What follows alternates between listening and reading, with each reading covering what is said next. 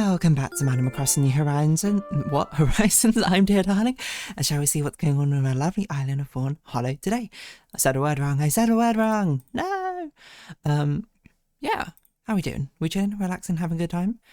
Recorded some Lorelei and Laser Eyes. I didn't even check what. Sorry, I'm setting a metadata now as I seem to basically always be doing in these Animal Crossing episodes rather than. Well, obviously, I'm not playing Animal Crossing. Who's played Animal Crossing? I haven't done it for years. No, shut up, people who do play Animal Crossing. I mean, there's a reason I still log in, I suppose, every day. Okay, let me think. This should be 13th as... Hello, everyone. Right now in Fawnhallow at 6:06 PM on Saturday, March 7th, 2026. Yeah, so... I'm not going to really talk about it, I think, the entire episode today. Because I don't really have a lot to say, I think, regarding it. But went out to watch a movie last night with some friends.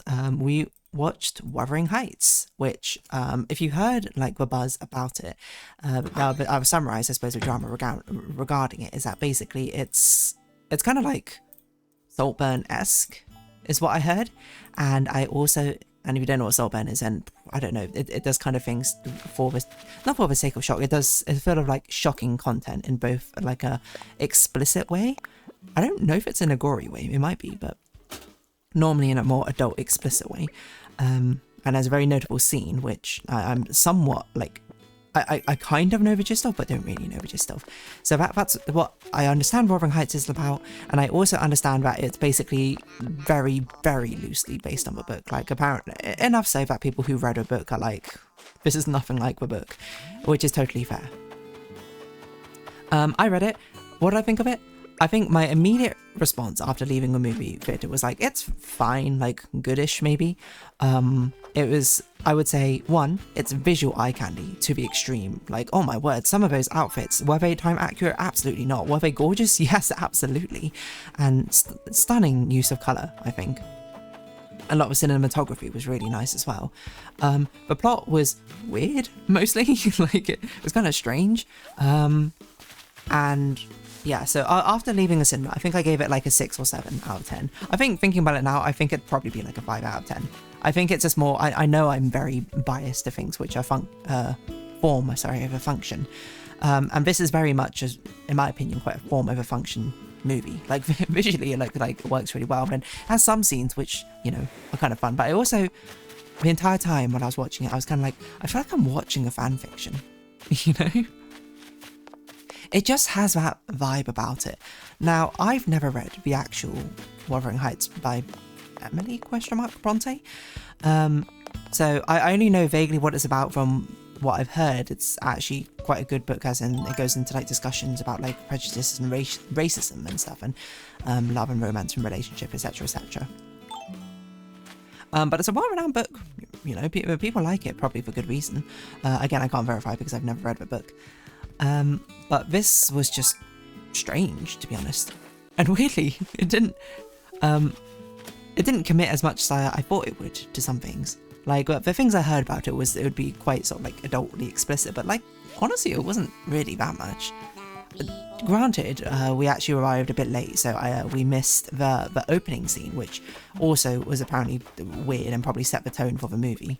But so I guess if you ignore the opening scene, most of it is kind of, dare I say, tame. Now, I'm not tame enough that I'd be like, don't watch it if you're not an adult. I still think you should be an adult and watch it, probably, but a lot of it I was just like, oh, okay. If anything, I feel like if you're going to go in this direction, it's kind of a thing where, like, if you're going to commit to something like this, you should really fully commit, in my opinion. But anyway, I'm not going to delve on that much longer. But I suppose it does bring up a question of more, like, adaptations and accuracy in general, you know? I've not really had the pleasure of being able to watch too many things from media properties I'm already familiar with, if that makes sense. Because I haven't really read too many books, and most of the times I read books would be post them already being adapted into a movie. So I'm trying to think of something which I've read and then it's like, oh, it's being turned into a movie or animated thing, XYZ. Let's see if I'll engage with that. I mean, maybe the closest is League of Legends and Arcane, but it's more like, I mean, they're pretty different, to be honest, and Arcane kind of kicks League of Legends out of the water. That's not even an expression. I made it up specifically for just to sort of exemplify the gulf.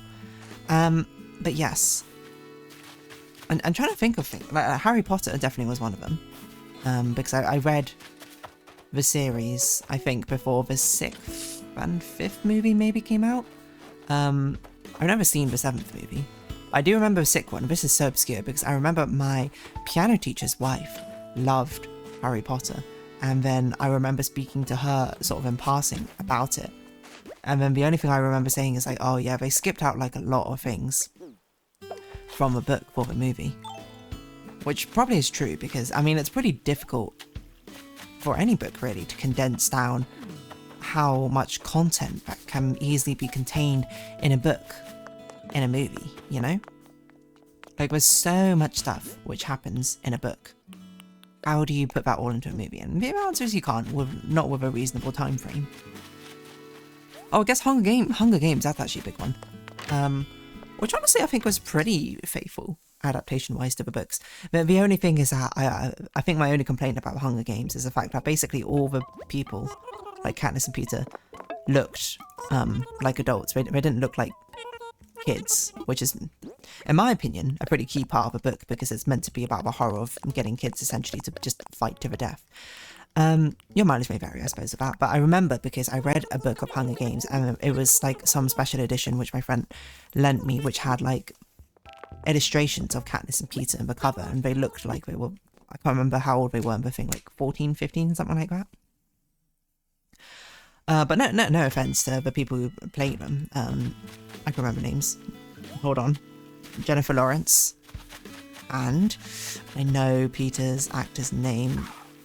Josh Hutchinson? Something like that. Because they look at least plausibly like they're 18. I think Gale, though, looked like he was 20-something from what I recall, but at least mine sort of like teenage mind watching it. But if anything, I think it's quite common, isn't it, to when you need like teen or child actors.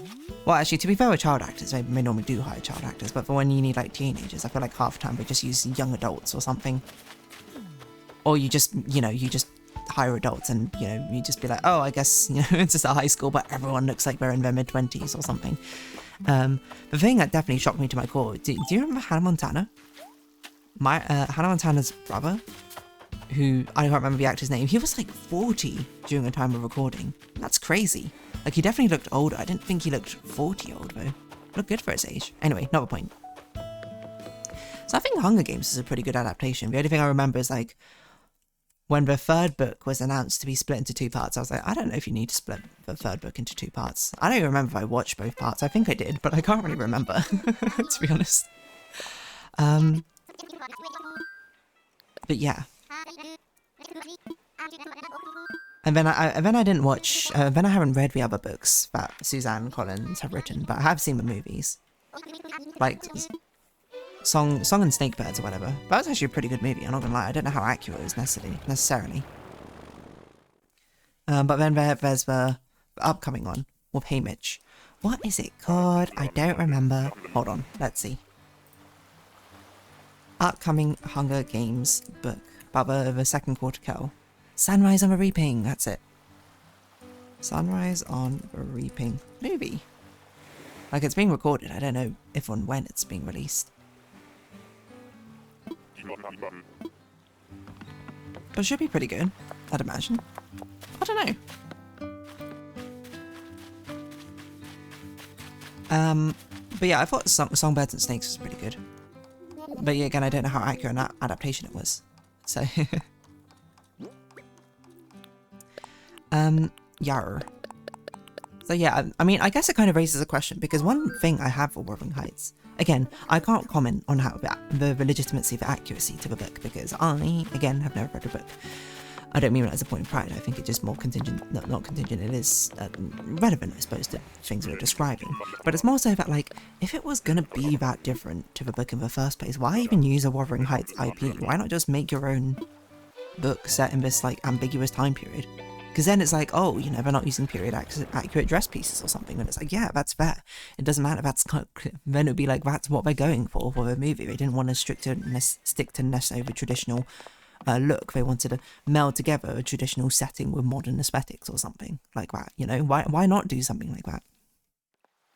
Because it works well in the movie, to be honest, pretty well. Like, there's some killer outfits, there's killer set design and scenes, but like, if it's an adaptation of Wuthering Heights, which is a very traditional thing, then I don't know.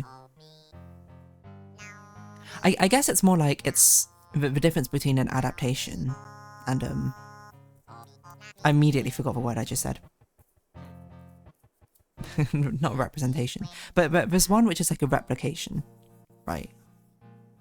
Which is like trying to keep very accurate to a book, and one which is like loosely based off or like inspired from. Because I mean, Romeo and Juliet has quite like a lot of movies inspired by it, like, right? And there's a lot of them which try and be very traditional and like stick to what the book initially says. But then of course there's modern takes on Romeo and Juliet, like one with Leonardo DiCaprio, which is honestly I think is pretty good as well. But it's also more like it's like a, like, would you call it an adaptation? I don't know. Romeo and Juliet, Leonardo. Romeo plus Juliet. It's a modernized adaptation, yeah. Rather than being just a full stop adaptation. But I'm gonna be honest, like, I feel like Wuthering Heights, it like with the movie, it could have just been its own IP and people probably still would have liked it. I don't know, I guess it's kind of like a marketing thing, isn't it, right? Because if you use that namesake and people are going to go watch it. But I also don't get what people think are going to happen when they watch it and be like, oh, this is nothing like what it should have been. It's like, I mean, I guess maybe that's kind of what people want. Like, from a business perspective, as long as they sell the tickets, who cares? Like, you already watched it. It doesn't matter if you come out afterwards being like, that was nothing like what I expected. You already made money at that point, I guess. But you would have thought, like, help, like, word of mouth, like, help launch your career, help future prospects or something. It's like an investment, but I don't know. Because that happened, like, to an even more extreme degree to the Until Dawn movie, right? Like, apparently Until Dawn, it was just, like, has absolutely nothing to do, like, at least with this Wuthering Heights, it overlaps the characters. Character assassination be damned, but Until Dawn basically has no overlap of characters, no overlap of plot, except for the fact they're both, like, horror-esque movies which take place over a night or something. And it's like, why even use that thing? Like, maybe you wanted to use the title, sure, Until Dawn, but then, like, they advertise it as like an adaptation of the video game, right? And it's just nothing like it. It just seems strange, does not? Like, almost certainly, like, they already had this plot they wanted to do, and then they just were like, okay, we'll just give it Until Dawn thing. Like, I don't know. Maybe it does work, maybe it doesn't work.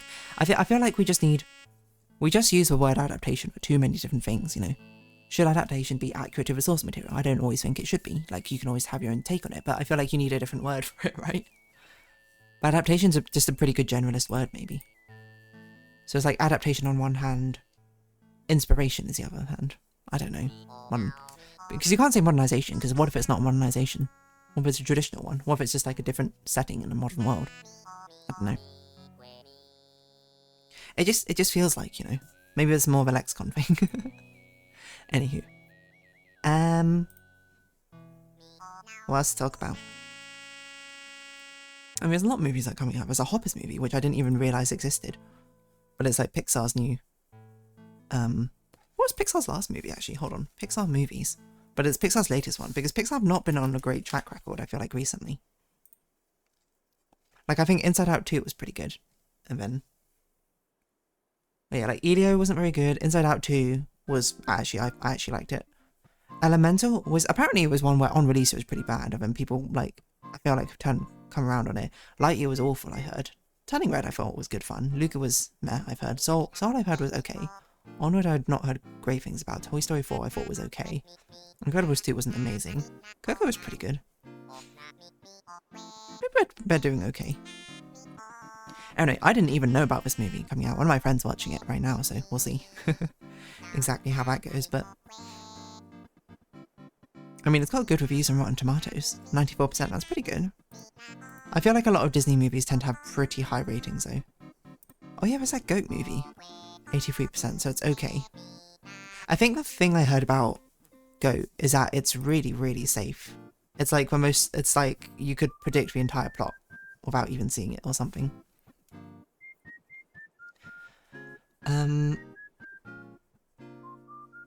Best movies in theatres, sort by most popular. I haven't even heard of some of these. The Bride, Scream 7, Secret Agents I've heard of at least. That's been Oscar nominated, hasn't it? I don't know. I wonder what the best adaptation is. Let's see. Best movie adaptation. Like, what do we think is the best ones? Little Women? Hunger Games on here, for one I know. The original Wuthering Heights. 2 of the original Wuthering Heights, let's see. What are some of the greatest film adaptations of the books? Stand By Me and Shawshank Redemptions are better than the novellas they're based off of. To be fair, a lot of Stephen King ones apparently a lot better. Not better than novels, they're different I suppose, but they give better endings, I've heard. Fight Club is famously better than Saw's adaptation. Jaws? Princess Bride? Into the Wild? Which one's this? Into the Wild? I feel like I've heard of it. Okay, I don't know this one. Scanner Darkly, Clockwork Orange? Casino Royale? The Mist. That's fair, Stephen King one. Great Expectations. To Kill a Mockingbird. Oh, that's an interesting one, because To Kill a Mockingbird's a really good book by itself, I think. Gregory Peck, No Country for Old Men. I really don't read enough for me to really comment on these, or watch enough movies. Devil Wears Prada. Oh yeah! That's also one I've heard about. I have seen the movie, because Devil Wears Prada is apparently great, but the original book is apparently really, really different. Like, what is her name in Devil Wears Prada? Not the Anna Wintour character, but the main character. But like, apparently in the main character, let's see. Devil Wears Prada in the book is like really spiteful and full of hate. While the one in the movie I would describe her as being more like she's here to like justify herself in a way. Andy, that's it. Andy Sachs.